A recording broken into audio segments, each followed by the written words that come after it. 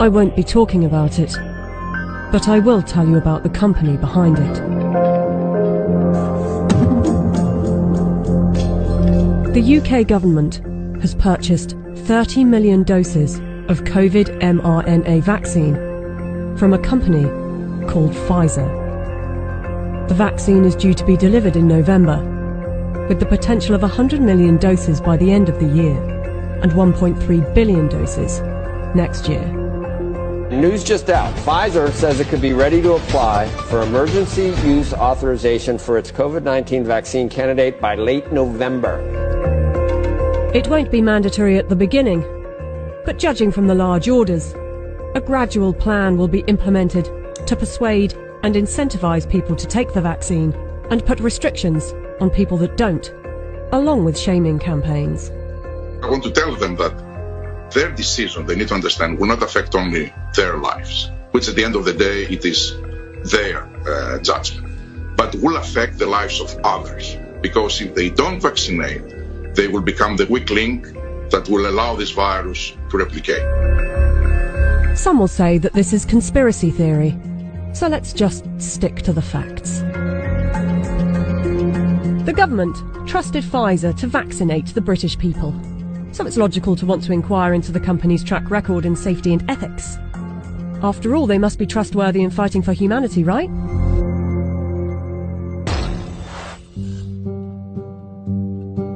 Pfizer made itself one of the largest pharmaceutical companies in the world by purchasing its competitors and through aggressive marketing tactics.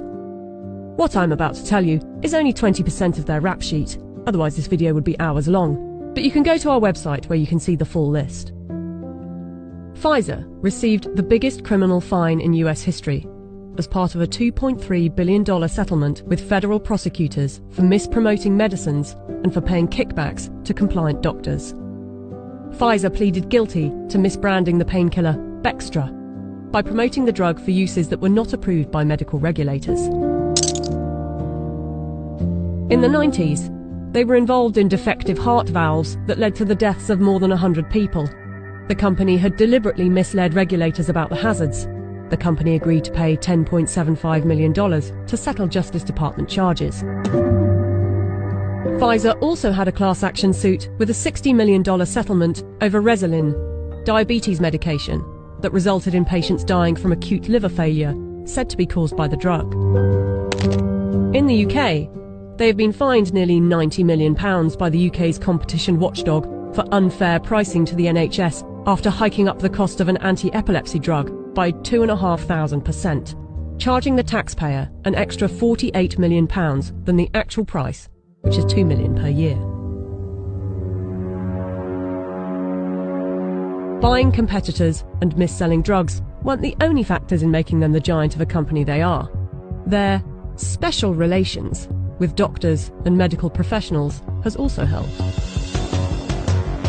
In 2004, Pfizer's subsidiary agreed to pay $430 million to resolve criminal charges that it paid physicians to prescribe its epilepsy drug, Neurontin, to patients with ailments for which the medication was not approved. In 2010, a federal jury found that Pfizer committed racketeering fraud in its marketing of the drug. Pfizer disclosed that during a 6-month period the previous year, it had paid $20 million to some 4,500 doctors and other medical professionals for speaking on the company's behalf. In 2012, the US Securities and Exchange Commission announced that it had reached a $45 million settlement with Pfizer to resolve charges that its subsidiaries had bribed overseas doctors and other healthcare professionals to increase foreign sales.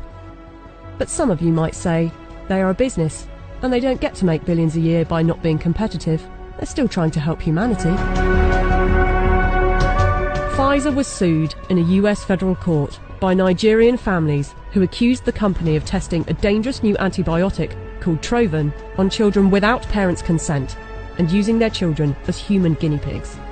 A panel of medical experts concluded that Pfizer had violated international law, and the company agreed to pay $75 million to settle the lawsuits in Nigerian courts. The US case was settled for an undisclosed amount. Amid widespread criticism of high pricing for poor countries, and in particular AIDS medications, Pfizer offered to donate a 2-year supply of its drug, Diflucan, worth $50 million to the South African government. Yet in 2003, Pfizer backed away from the company's plan to license its AIDS drug for low-cost distribution in poor countries. The list goes on. I don't want to bore you with it. But ask yourself, if it was a car manufacturer, would you buy a car from them? We plan to honor our history, and we will only bring to the world a vaccine that has been proven safe and efficacious. If Pfizer is trustworthy enough to be given one of the keys to vaccinate the population with something that was knocked up in a few months, and with such a track record for safety and ethics, I know what I think. Do you? They're talking about